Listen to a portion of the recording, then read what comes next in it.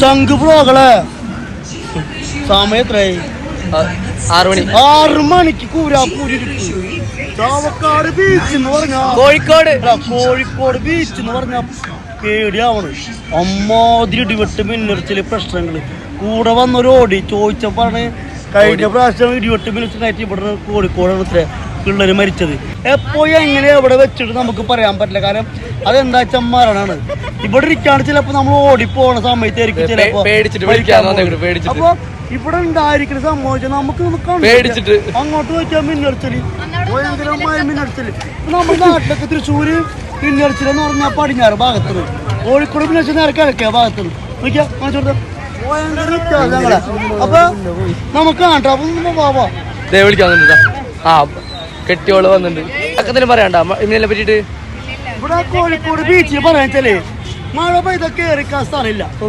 പോലീസുകാരെ പട്ടിയിട്ട് കോഴിക്കോട് ബീച്ചില് ഞങ്ങള് വാളാലപ്പള്ളി ബീച്ചിലൊക്കെ മഴ പെയ്തൊക്കെ കുറെ ചെറിയ ചെറിയ കടകളുണ്ട്. ഈ കടകളിലൊക്കെ കേറിക്കാൻ പറ്റും. പക്ഷെ ഇവിടെ കേറിക്കാൻ സ്ഥലമില്ല. ഒരു രക്ഷയില്ലട്ടാ. അതൊരു സാഹചര്യത്തില് നമ്മൾ ഓടുന്നതല്ല. മഴ പെയ്ത് കുഴപ്പമില്ലാട്ടാ. എന്റെ പൊന്നെ എന്ത് കാണുന്നു. ആ ആടാ വിഷം മാറണാടാ. കട്ടയണോ ഒരു പിടിച്ചോ ലെഫ്റ്റ് കൂട്ടി അടിക്കാൻ മതി.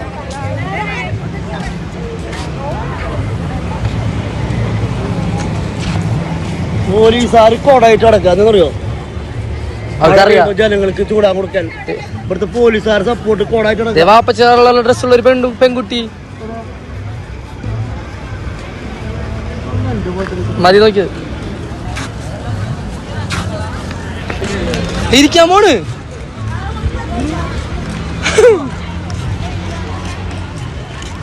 ഈ പാറക്കല്ല് ഈ കോഴിക്കോട് ഇതിന്റെ അടിയിലത്തെ അത് കളിച്ച ഈ കാണുന്ന പാറക്കല്ല് ഇവിടെ ഇങ്ങനത്തെ ഒരു കല്ല് വേണം എന്ന് പറഞ്ഞിട്ട് കിട്ടാനൊരു വഴി ഉണ്ടായിരുന്നില്ല. ആ സാഹചര്യത്തിലാണ് നമ്മൾ വാടാനപ്പള്ളിയിൽ നിന്നാണ് നമ്മൾ ഈ കല്ല് ഇവിടെ കൊണ്ടുവരുന്നത്. അപ്പൊ ഈ കല്ല് കിടക്കുന്നത് ഇനി വേറെ കാണിച്ചു തരാം. ശ്രേഷ്ഠമായ കല്ലാണ്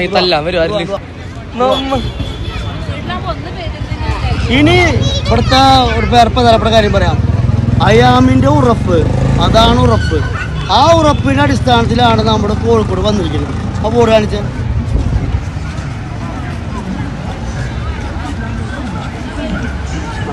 അപ്പൊ ഈ ഒരു സ്ഥാപനത്തിലാണ് നമ്മളെ മോളെ നമ്മള് അഡ്മിറ്റ് എടുത്തുള്ളത്. അപ്പൊ നാളെ ക്ലാസ് തുടങ്ങാണ്. അപ്പൊ